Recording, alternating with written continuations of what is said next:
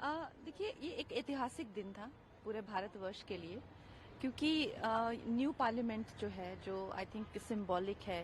पुराना पार्लियामेंट था, काफी पुराना था, जैसे प्रधानमंत्री जी ने बताया कि अंग्रेजों के टाइम का बना हुआ था। लेकिन ये जो है एक सिंबॉलिक ऑफ अमृतकाल या जिसको स्वर्णिम काल की तरफ जाता हुआ हमारा जो राष्ट्र है, उसको उसकी पूरी उससे प्रेरित हुआ हमारे राष्ट्र से प्रेरित हुआ ये एक भव्य मंदिर है।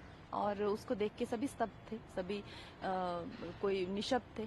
और और चूंकि ये इतना जरूरी दिन था, और इस दिन जो भारतीय जनता पार्टी है वो किसी भी मुद्दे पे या किसी भी बिल पे बात कर सकती थी। और जैसे कि हर तरीके की अफवाहें भी उठ रही थी, चाहे वो कोई भी ट्रिवियल तो कोई भी मुद्दा नहीं होता है, लेकिन फिर भी उन्होंने महिला सशक्तिकरण को चुना और वुमेन एम्पावरमेंट को चुना और विमेन को प्रायोरिटी रखते हुए। तो इससे उनकी सोच का पता चलता है, तो उनकी विचारधारा का पता चलता है। और आई थिंक देश जो है बहुत ही कामयाब हाथों में है, क्योंकि जहाँ पे कहते हैं ना कि नारी का सम्मान होता है, वहाँ पे लक्ष्मी वास करती हैं। तो आई थिंक यही एक प्रेरणा मिलती है आज के सेशन से।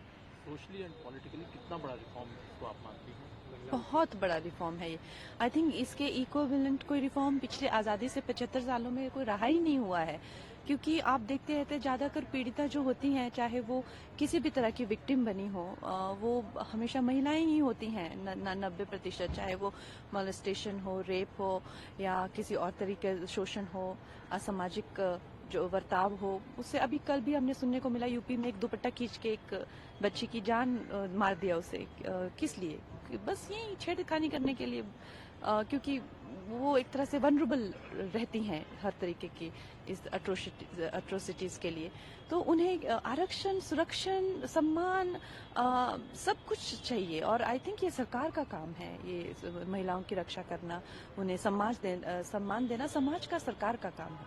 मैम, जब सरकार में महिलाओं की भागीदारी बढ़ेगी, उनके हाथ में डिसीजन लेने की, देश का भविष्य तय करने की क्षमता होगी, आपको लगता है कि तब तस्वीर अलग होगी? बिल्कुल बहुत अलग होगी, बहुत अलग होगी। अभी भी आप देख लीजिए, पूरी सृष्टि का जो क्रम आगे चलाने की जिम्मेदारी भगवान ने अगर नारी को ही दी है, तो कोई तो रीजन रहा होगा ना। नारी में संवेदनशीलता से लेकर, शक्ति से लेकर, सहन शक्ति से लेकर हर तरह की शक्ति रहती है। उनको शक्ति का ही स्वरूप माना जाता है। और इस तरह से हर एक सामाजिक वर्ग का शोषण किया जाता है, जिसके करके वो पीछे रह जाते हैं। तो महिलाओं का बहुत हुआ है, क्योंकि महिलाएं इमोशनल बीइंग होती हैं और बहुत ही जैसे कहते हैं ना कि अगर महिलाएं डिसाइड करें तो दुनिया में युद्ध ही ना हो कभी। तो उनमें इस तरह की एक इंटेलिजेंस भी रहती है, लाइफ इंटेलिजेंस बहुत ज्यादा रहती है लाइफ के प्रति।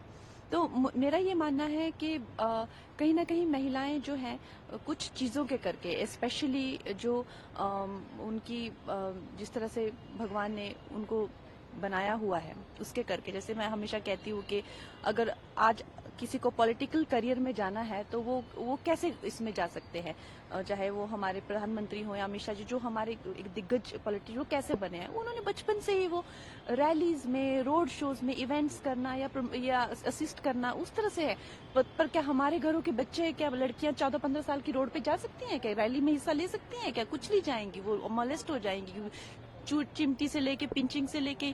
और ये सिर्फ भारत तक सीमित नहीं है, सारी दुनिया का यही नक्शा है, यही नमूना है।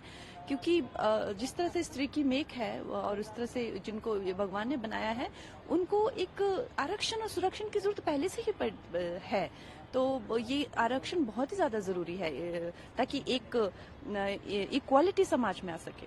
मैम, एक आखिरी सवाल आपसे कई बार ये सवाल पूछा भी जा चुका है, कई बार आप जवाब भी दे चुके हैं, लेकिन फिर भी हम देखें कि कंगना रनौत जो एक सशक्त महिला हैं, एक आप रिप्रेजेंट करती हैं देश की, बहुत सारी महिलाएं आप में शक्ति देखती हैं, आपको भी हम देखेंगे उसी पार्लियामेंट का हिस्सा। देखिए, अभी ये तो हम लोग, ये इतना बड़ा दिन है सारी महिलाओं के लिए, पूरे देश की महिलाओं के लिए, और ये विश्व में भी प्रेरणा देगा।